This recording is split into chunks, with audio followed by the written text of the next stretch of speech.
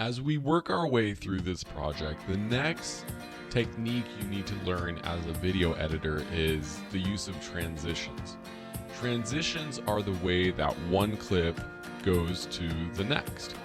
So far, all of our transitions are just cuts, straight cuts from one clip to the next. You've probably seen a range of transitions in your life, from fades to dissolves to 3D spins, and Adobe Premiere Pro comes with a number of those transitions built in for you to use. You can find them under the Effects bin. If you don't see the Effects bin, make sure that you go up to Window and Effects. To find a specific effect, if you have something in mind, you can type it in the search bar. But for those of you new to this, you might want to just drop down the Video Transitions bin. Under there, we have categories: 3D motion, dissolves, iris, slides, wipes, zooms, page peels. Play around with these.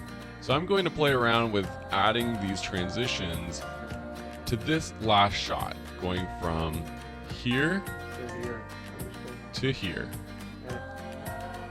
So for example, we just take this 3D motion bin, we open it up, we have this cube spin. What's that?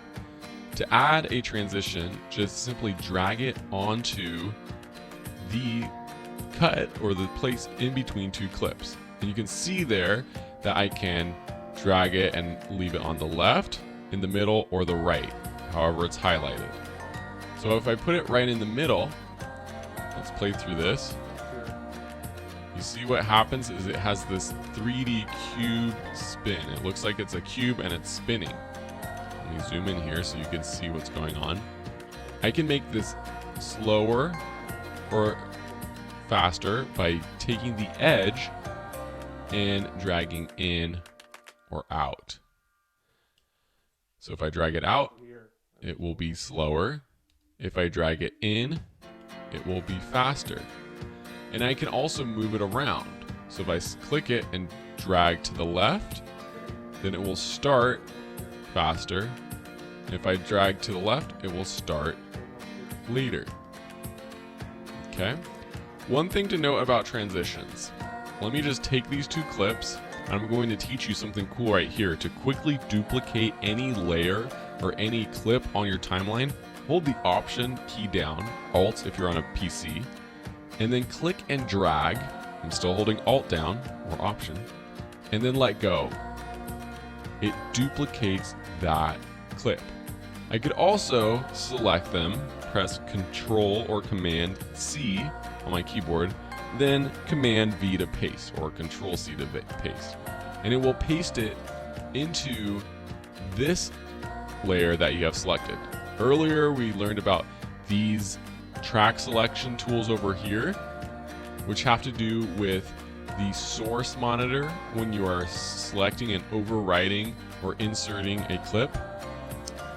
These toggle track modes right here, this selects where you can copy and paste items. So say I'm going to delete that, then I select these two, and then say I want to paste it to the second track. I'll just select V2, paste it, it's on the second track. Okay, enough of a tangent. That's a cool trick for you to do. What I wanted to show you is, say you have two clips that end and they meet together. So see how I drag the end of this first clip to the right, and there's that little corner piece right there. That shows that that's the end of this clip. There's no more. I can't extend it any further.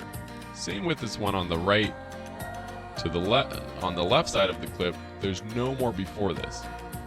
If I put these together and then I add, let's just say this flip over, what's going to happen is insufficient media. This transition will contain repeated frames. It's going to repeat frames because there are no frames afterwards to extend this transition. It might make a little bit more sense if one of these is shorter and then this one is at the beginning of this clip. So this clip on the left, we still have footage on the right side, so after this point. But with this one on the left, there's no more before it. Let's just take a normal dissolve, cross dissolve. This is your standard dissolve. If I take this and drag it over my clips, what happens is it doesn't allow me to put this transition in the middle of the clips because there is no middle, there is no footage to the left of this second clip. So when I add this, it automatically adds it just to this clip into the start of the next clip. I know that sounds really confusing, so it's just one thing you have to play around with, but I often get the question, why can't I add a transition to this clip? Why can't I move or extend my transition? That's another thing. So say we have these two clips, they meet right there. Let me extend this one, not to the end, but just a few frames in. And then we add the cross dissolve. Then I try to make the cross dissolve bigger. It's not going to let me go bigger or longer because there are no frames in both these clips to the right or to the left of the cross dissolve. Let me delete this. I'm going to drag this over to the left, drag this over to the right, bring them back together to meet. Now let's add a cross dissolve. Now let's extend it. And see how long we can extend it? That's because it's dissolving. Think of right here. This is where this second clip actually starts.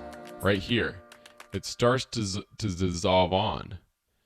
And then here, over here, this is where this first clip ends. Over here. It's dissolving out. But if they meet at the end and there's no amount of time left in the clip, you can't add that kind of transition or increase the time of it. The last thing I want to teach you about transitions is that some transitions have effects that you can change. So let's go over and check out this slide transition. This is one that you might use, push. So if I add push to this, you can see that it's pushing the second clip from the left-hand side of the frame. If we click on this push transition, go to our effects controls window, which is up here on the left, we learned about that before, we have some options for our transitions.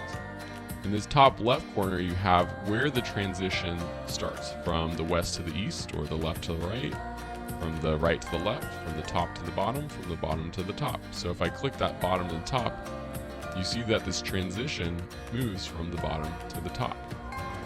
How about that? That's how you add transitions to your video clips. It's time to practice that. Go ahead, pause the lessons, go to your own project that you're working on, and add a transition between two clips. We're going to come back. I'm going to review adding cross dissolves between two clips and show you an even faster way to do so with keyboard shortcuts. Enjoy the practice, and we'll see you in a few.